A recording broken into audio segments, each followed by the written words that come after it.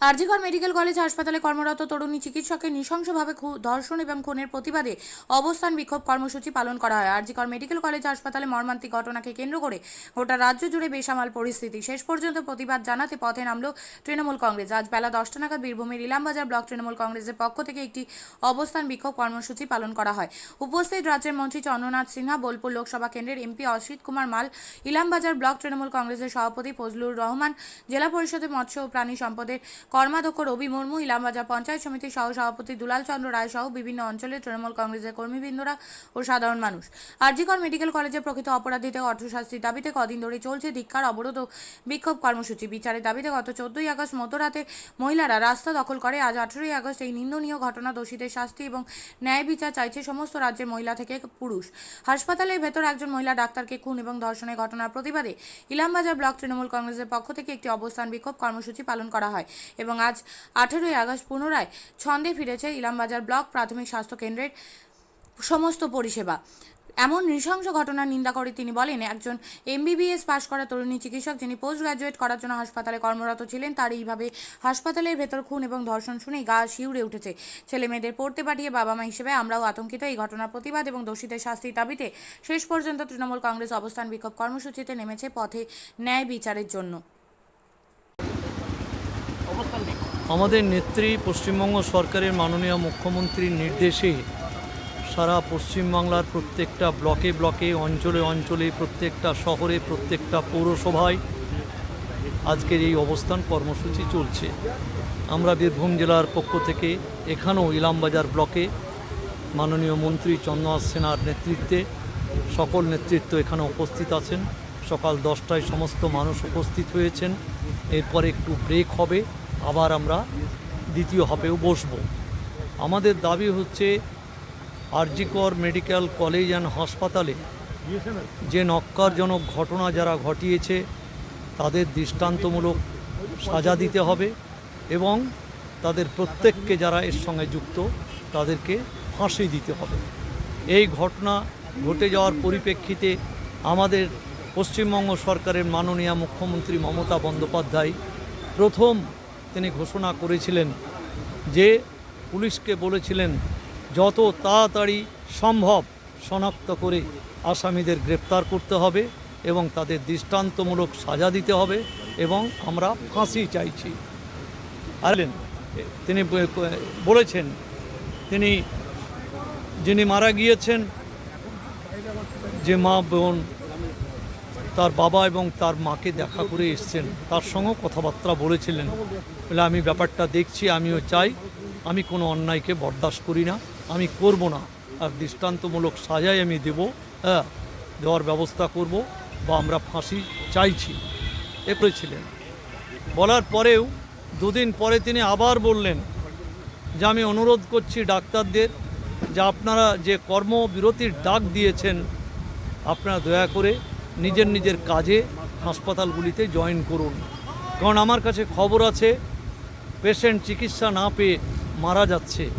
অতএব আমরা সকল মানুষ এক হয়েছি, সারা বাংলার সর্বস্তরের মানুষ, যে দোষীদের সাজা দিতে হবে এবং ফাঁসি দিতে হবে। অতএব আপনারা কর্মবিরতির ডাকটা তুলে নিন। এবং শুধু তাই নয়, তিনি আরেকবার বললেন যে আমি আপনাদের আবার অনুরোধ করছি, আপনাদের পায়ে ধরে বলছি যে দয়া করে মানুষের যাতে ক্ষতি হয় সেটা আপনারা করবেন না, আপনাদের উপর আমাদের অনেক কিছু নির্ভর করতে হয়। এই পরিপ্রেক্ষিতে তিনি একথাও বলেছিলেন যে যদি কারো মনে হয় যেটা সিবিআইকে দিলে আরও দ্রুত গতিতে কাজ হবে এবং ফাঁসির ব্যবস্থা হবে, আমার দিক থেকে কোনো আপত্তি নেই। সেখানে তিনি একটা কথা বলেছিলেন যে সিবিআই বিগত দিনে কোনোটাতেই একটা সফলতা এখনও পর্যন্ত আনতে পারেনি, তবুও মানুষের উদ্যোগকে, মানুষের ভাবনাটাকে স্বাগত জানানোর জন্য যদি সিবিআইকে দিতে হয় আমার কোনো আপত্তি নাই, আমি সিবিআইকেও দেব। আজকে কোর্টের নির্দেশে সিবিআই তদন্ত করছেন। তিনি পরিষ্কার করে সেদিন বললেন আমার সরকারের পক্ষ থেকে যতটা সহযোগিতা চাইবে সেই সহযোগিতা আমি করব, আমার একটাই কথা, দোষীদের ফাঁসি দিতে হবে।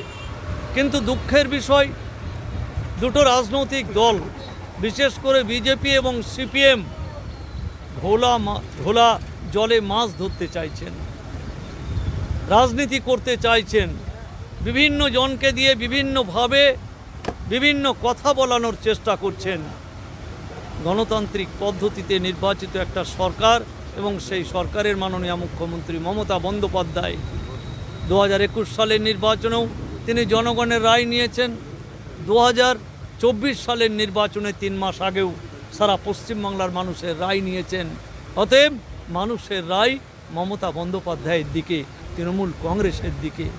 এগুলো না করে আসুন আমরা সকল মিলে, সর্বদল মিলে, সমস্ত মানুষ মিলে আমরা ফাঁসির দাবিতে দারুণভাবে সোচ্চার হই এবং সাঁচি যাতে হয় তার ব্যবস্থা গ্রহণ করা হোক।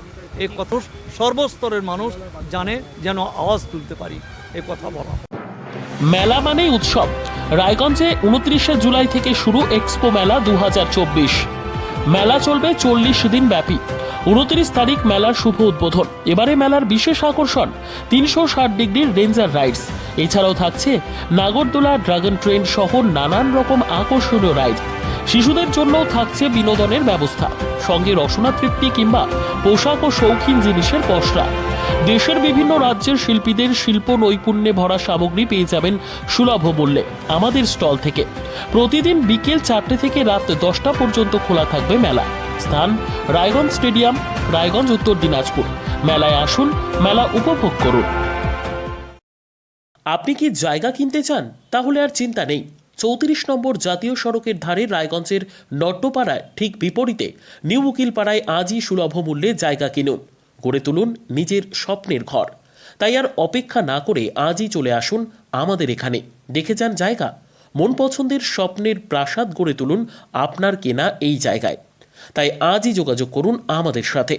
আমাদের ফোন নম্বর 8617827851, 6295828881, 8617033767। তাই আর দেরি নয়, আজই আসুন নিজের পছন্দের জায়গা কিনতে। বিয়ে হোক বা যে কোনো অনুষ্ঠান, ছেলেদের আধুনিক মানের পোশাকের বিপুল কালেকশন নিয়ে হাজির গোয়ালপুকুরের সরকার ড্রেসেস। ভালো ব্র্যান্ডের জামা কাপড় নিতে চান? তাহলে আর দেরি কিসের? এক্ষুনি চলে আসুন সরকার ড্রেসেসে। গোয়ালপুকুরের শাহাপুর বাজারে খুলে গেল সরকার ড্রেসেস। ব্র্যান্ডেড জিন্স প্যান্টের রয়েছে কালারের পুরো গ্যারেন্টি। ব্র্যান্ডেড জিন্স প্যান্ট ছাড়াও রয়েছে shirt, T shirt, panjabi, cargo jeans, cotton pant, half pant সহ যাবতীয় পোশাক থাকছে এখানে। সকল প্রকার কেনাকাটায় থাকছে আকর্ষণীয় উপহার। তাই আজই আসুন আমাদের প্রতিষ্ঠানে। আমাদের ঠিকানা সরকার ড্রেসেস, শাহাপুর বাজার, গোয়ালপুকুর, উত্তর দিনাজপুর।